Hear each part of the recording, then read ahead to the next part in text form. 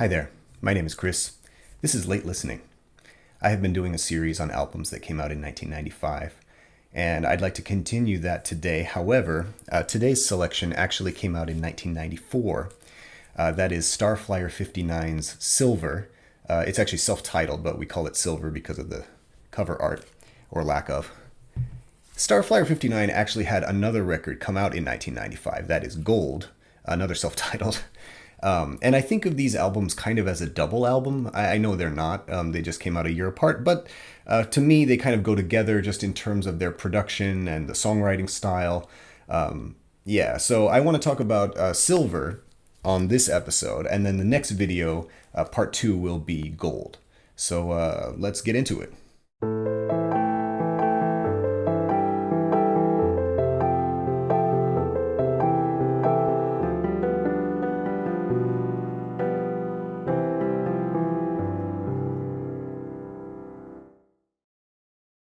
I discovered Starflyer 59 from a friend of mine, this girl who moved to our town from a much bigger, much cooler town. And she listened to all kinds of music that I'd never heard of before, like MXPX or Project 86, Pedro the Lion, or even Sheesh. You ever heard of Sheesh? And she also had Starflyer 59's Americana.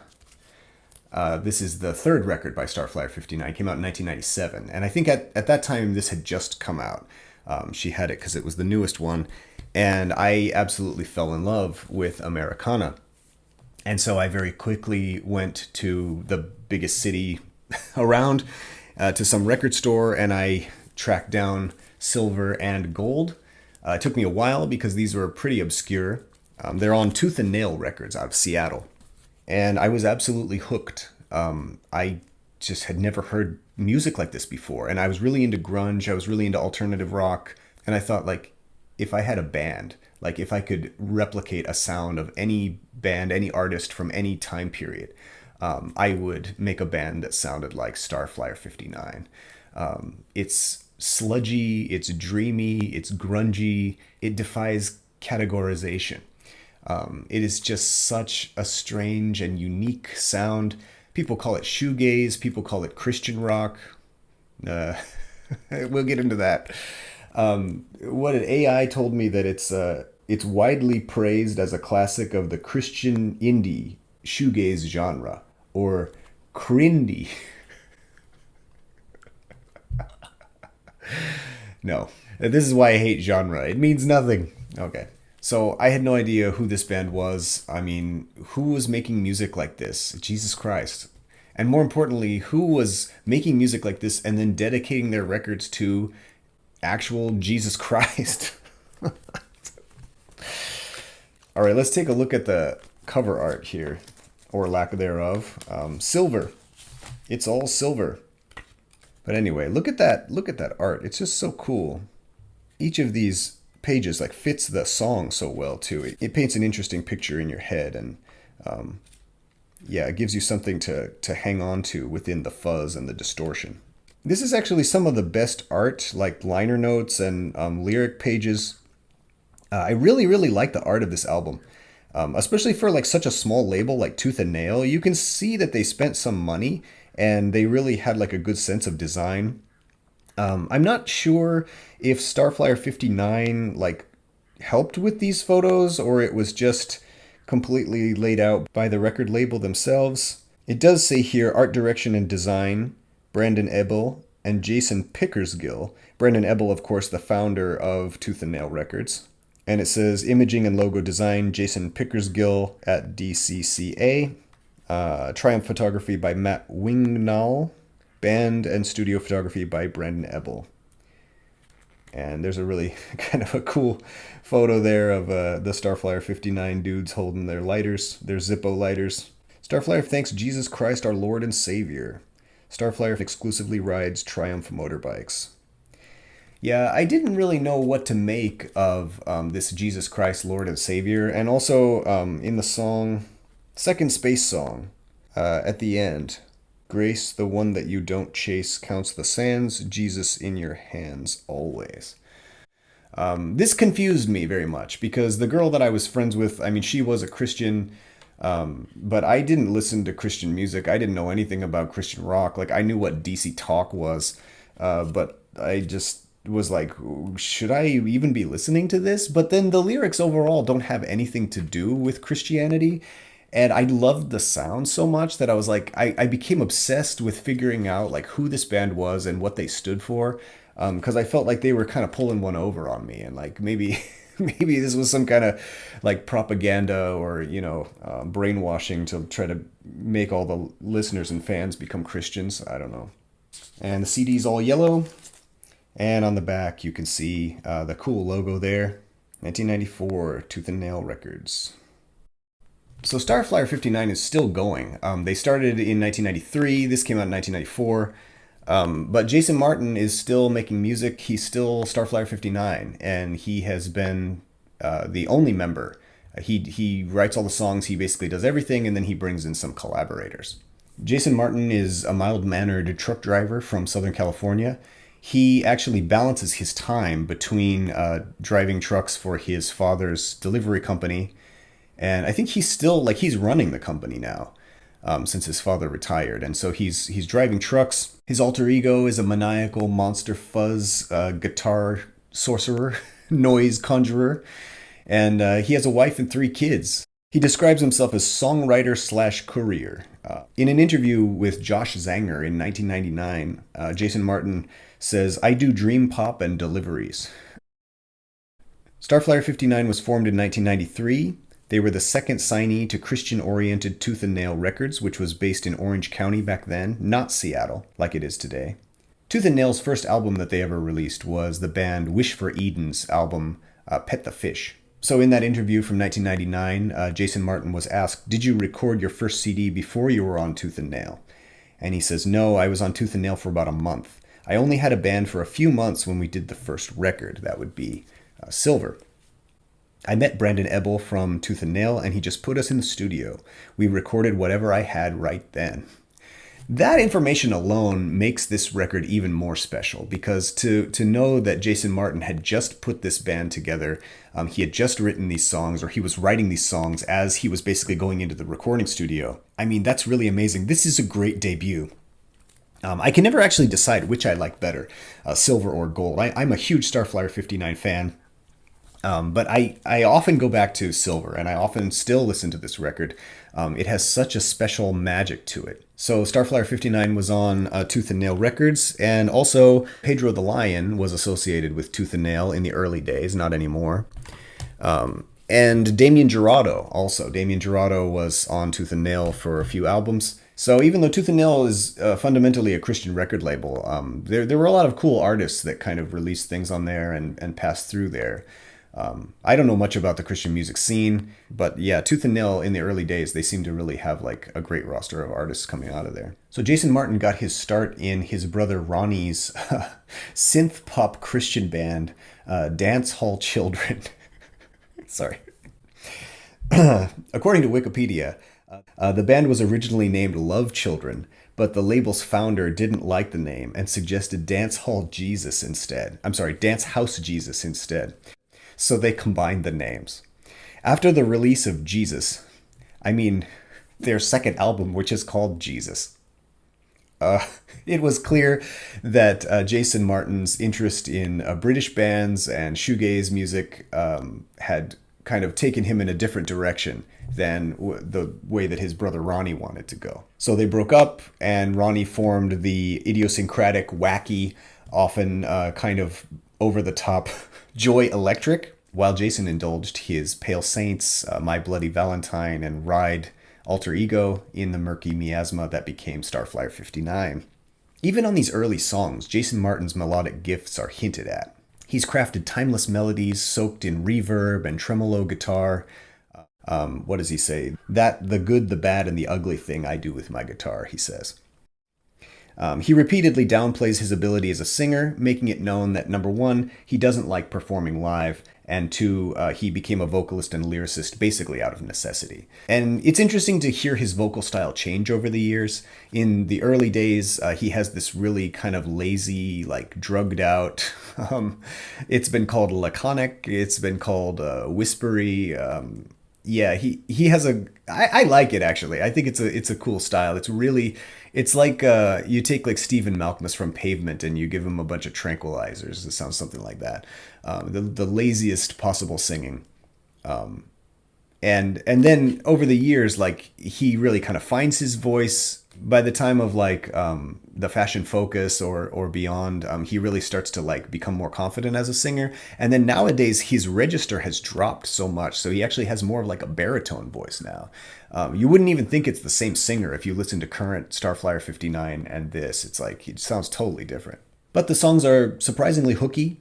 Even when the lyrics are not really saying anything, the amazing soundscapes, the incredibly layered guitars are doing all of the work to create the mood, to show the kind of the numbness or the ennui, the kind of depressed murkiness that comes through in these songs. Yeah, it's even if you don't understand what he's singing about, I think you can really get into just that sound, that amazing, unique sound. All right, let me talk about the songs a little bit. This is really like a no-skip album for me, with two exceptions. Track 5, The Zenith, goes on a little too long, becomes a little repetitive toward the end for me. I usually end up skipping it about like 3 minutes or 3.5 minutes in instead of letting it play for the whole 5 and some. And then I sometimes skip Happy Days Are Here Again, even though it's only 1 minute and 17 seconds long. It's such a weird song, and depending on my mood, sometimes I'm just like, no. All right, track 1, Blue Collar Love. This is pure grunge. I read somewhere that someone compared this song to Alice in Chains, which I can't really see at all. I disagree. Other people compare it to Deftones, which, yeah, again, I disagree. I think Jason Martin is trying to do like an 80s British band. He says he likes the Smiths and the Cure and things like that. But I think he chose the best possible way to present that kind of music, which is just under layers upon layers of polluted fuzz. And this song is amazingly catchy. It's a great album beginner. It really gives you a sense of what the album's going to be. Some people have called this album kind of samey. It feels like, very repetitious. But I think if you like this sound, there's a lot of like subtle variations in here that are slightly different. The songs are a little bit different, but overall, I mean, it is that fuzzy, completely drenched sound. The lyrics about turning blue make it kind of creepy.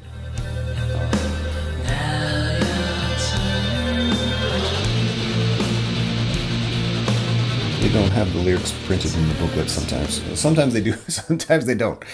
One small step for Starflyer, one giant leap for the working man. Now you're turning blue, the time I spend with you. It's kind of creepy. Like, is it about suffocation? Is it about depression? Something about the blue-collar working man? Track 2, Monterey. There are no lyrics printed in the booklet. This song kind of shifts the sound dramatically. Like, the first song has that kind of ominous feeling, but this one is kind of laid back and just kind of high, like kind of stoned.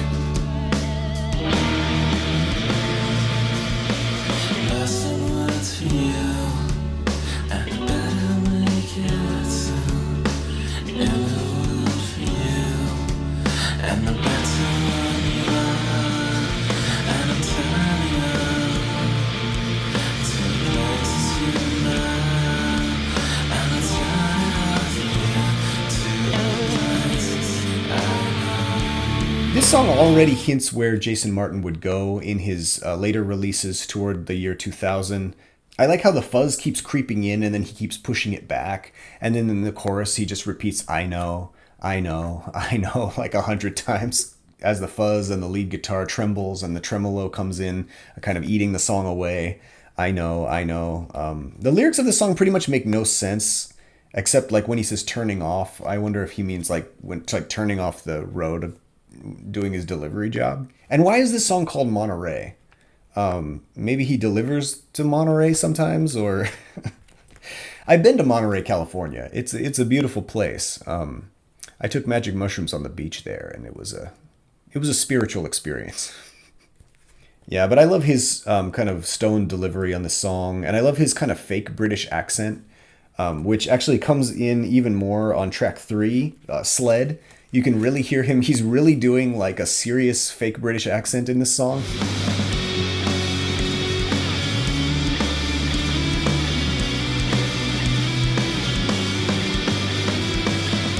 I like Sled because it's got those propulsive drums and it has like a Nirvana-like riff that kind of just rises and brings everything up to the crescendo. And then it falls back, and his vocals are mixed a little clearer in this one, which I think is why you can hear the British accent a little more. And it's a testament to the strength of the Starflyer sound that I don't really know what he's singing about. And honestly, I just don't care. Like, I'm a big lyrics person, but it's fine. Like, you know, these lyrics don't really mean anything, and yet like the sound is so great. I love this song.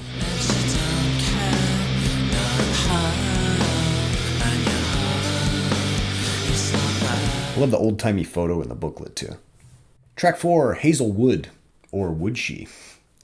Probably the best lyrics on this album, and I like the wordless chorus too.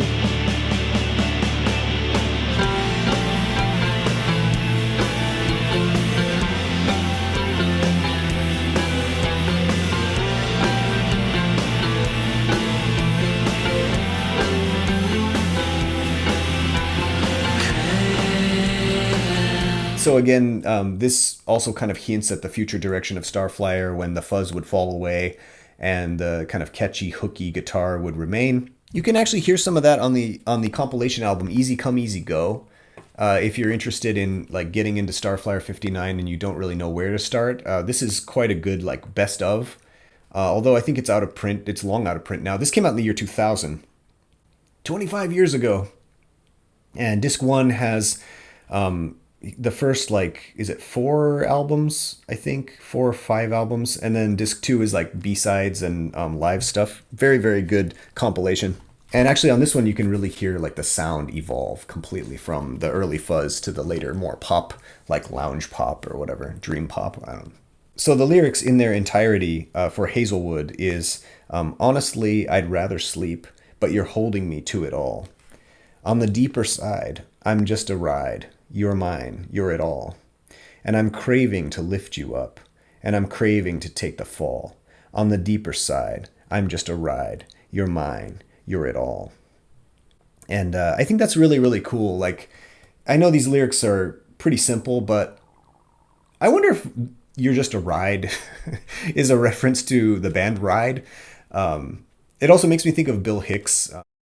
The world is like a ride at an amusement park, and when you choose to go on it, you think it's real, because that's how powerful our minds are. And the ride goes up and down and round and round. It has thrills and chills, and it's very brightly colored, and it's very loud, and it's fun for a while. Some people have been on the ride for a long time, and they begin to question, is this real, or is this just a ride? And other people have remembered, and they come back to us, and they say, hey, don't worry, don't be afraid, ever, because this is just a ride, and we kill those people. I don't know why this is called Hazelwood. I don't really know like why these songs are titled the way that they are, but maybe it's about someone named Hazel. And yeah, I like how this song kind of talks about the desire and the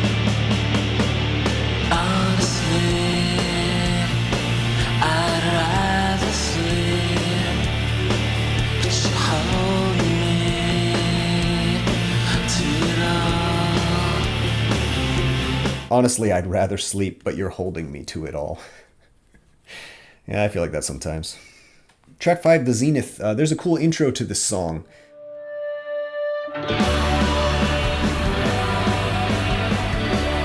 And then it kind of breaks down with some guitar sounds, and the quiet, loud dynamic becomes apparent. The tempo shifts faster. And then the way he says hello, hello kind of made me wonder if he was aware of Nirvana. I mean, everybody was aware of Nirvana, but I wonder if that was like a reference to Nirvana, if he listened to Nirvana at all. Also, the drumming on this song kind of reminds me of like Dave Grohl or that typical kind of grunge drumming.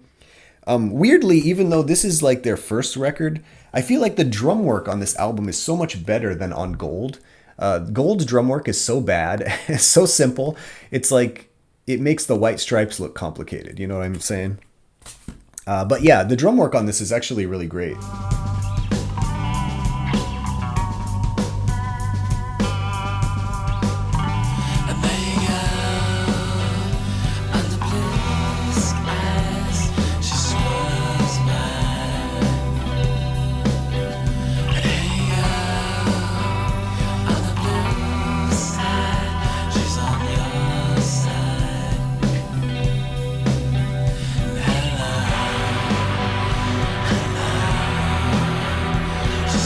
Even though it's kind of grunge influenced, I feel like the guitars remain kind of shimmery and kind of more new wave than punk grunge. And then at about 2.5 minutes, it begins this cool jam. But then the song doesn't really change for the next like another 2 minutes or so. So I usually end up skipping it after about the 3 or 4 minute mark because it just goes on so long. And I just feel like, I don't know, it's kind of cool. Like sometimes I let it play, but sometimes I'm like, all right, next, come on. Do something. Track 6, Second Space Song. The title of this actually reminds me of another one of my favorite space songs, and that would be Another Space Song from Failure's Fantastic Planet. Second Space Song and Another Space Song are two of my favorite space songs.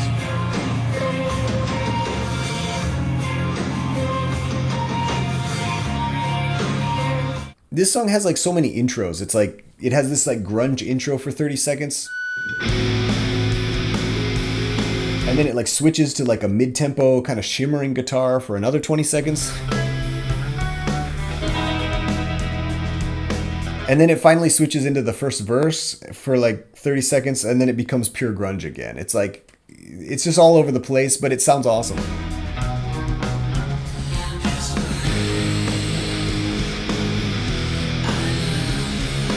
And the chorus of this song reminds me of one of my favorite like neo shoegaze post grunge bands, which is a band called Nothing. If you've ever heard of Nothing, the first album Guilty of Everything, and the second album Tired of Tomorrow, and they have other albums, but I have only these two.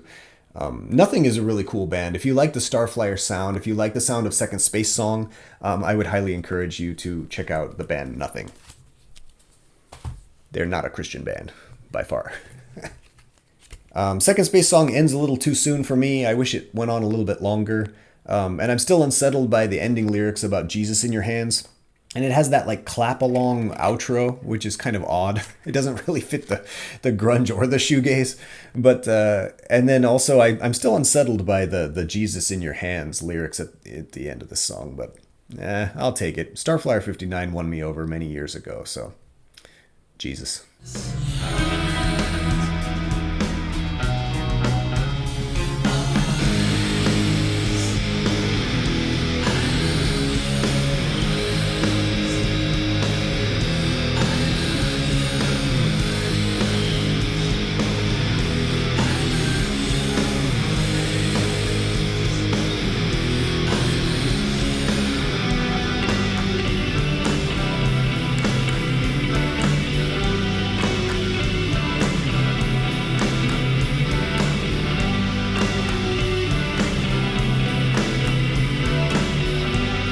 Track 7, Droned. Also no lyrics in the booklet, but there's this cool like, is it a monk or someone wearing a toga and a whole bunch of bees? This is so catchy. It's one of my favorite songs on the record. It really has a great chorus. Structure-wise, it kind of feels like the previous song. It's very playful. The kind of lighter guitar. It's clearer and quieter. And then the chorus just drops and he like stomps on the fuzz pedal and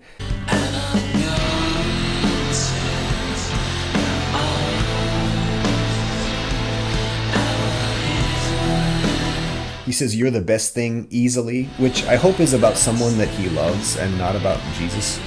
Don't let it be about Jesus. But yeah, I used to tell my girlfriend that, you're the best thing easily. And then we broke up and I stole her Starflyer 59 records. So as I mentioned, track 8, Happy Days Are Here Again. I sometimes skip this song because it makes me feel so weird. Like I'm not really sure what's going on in this song. It's incredibly dissonant. The vocal melody is really weird and it makes me feel kind of sick sometimes when I listen to it. I'm not really sure why. It makes me kind of uncomfortable. I don't know. And then it's also weird. Like the intro is, weird enough, and then it like kind of speeds up. Like the tempo shifts after the intro.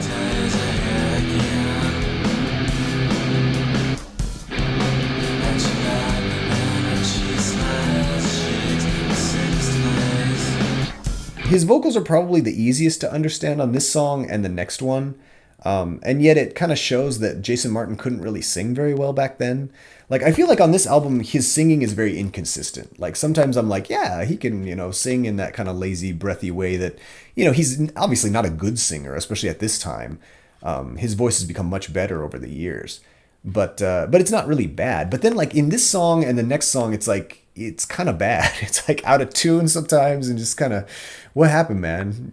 I don't know. Also, that stop and start thing reminds me of Garbage's Super Vixen or like Bush's Greedy Fly or those kind of like alt rock bands from the 90s. Track 9, She Only Knows. Also, no lyrics in the booklet, just a whole bunch of like old timey photos. And the production on this song is quite different than on the previous songs. I'm not sure why.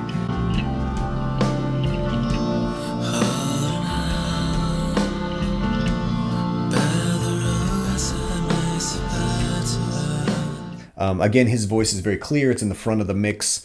I always thought he was saying something different than no at the end of this song. Because he says that like so weird. But I guess he's just saying no. But the other lyrics are cool though. He says like, holding hands by the roadside makes it better.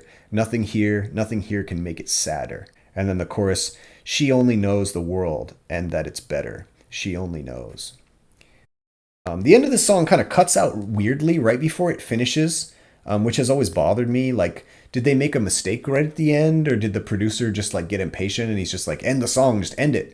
But it's like right before you can tell the song's gonna end, it just cuts out. Yeah, it's weird. Why did that happen?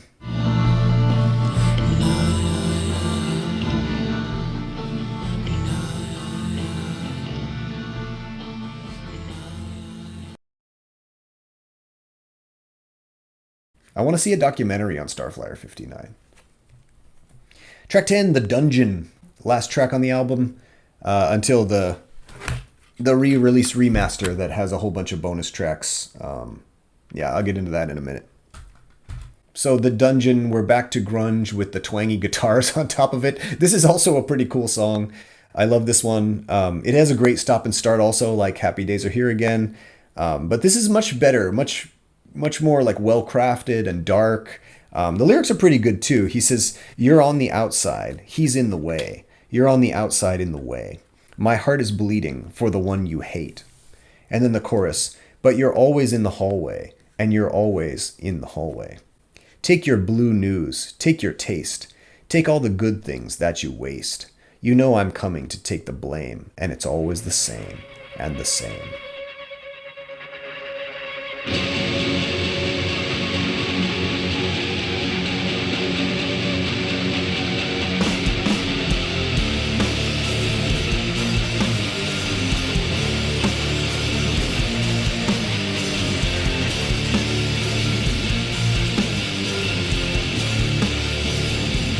And the feedback cries out as the song draws to a close. But damn if I don't want to just start this record over again as soon as it's done. Many times when I listen to this, I'm just like, as soon as the dungeon ends, I'm like, okay, just start over, just put it on repeat, man. It's such a great record. Love it so much.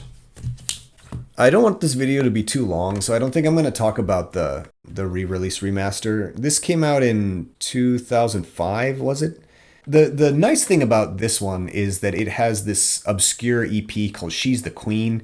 All of the songs from that are on here. One of the weirdest curiosities is a dub mix of Blue Collar Love that was done by Ronnie Martin, Jason Martin's brother from Joy Electric. And it's terrible because I don't like Joy Electric, but I don't really like remixes that much anyway. But anyway, the She's the Queen EP is on here, and and then there's also some B-sides. So none of these songs are really that good. Like, you can tell, Jason Martin put the best of the songs on this actual album, and then he kind of just put the other songs either away or as B-sides. But if you like Starflyer 59 and you're curious about this band, you're curious about this time period in the very early days, I think that this is like very interesting, and it's a valuable addition to any collection. Gold also has a remaster as well, re-release and remaster. So that's all I have to say about Silver. My next video is going to be about Gold, the 1995 record, continuing with my series of albums that came out in 1995. I'd like to hear from you. What do you think about Starflyer 59? What do you think about the different eras of Starflyer 59? Are you listening to them now? Do you like Jason Martin's newer sound? Do you like the mid-period? Do you like the early, like fuzzed out, grungy, shoegaze, dream pop stuff? That's all I got. Thank you so much for watching. I'll see you again.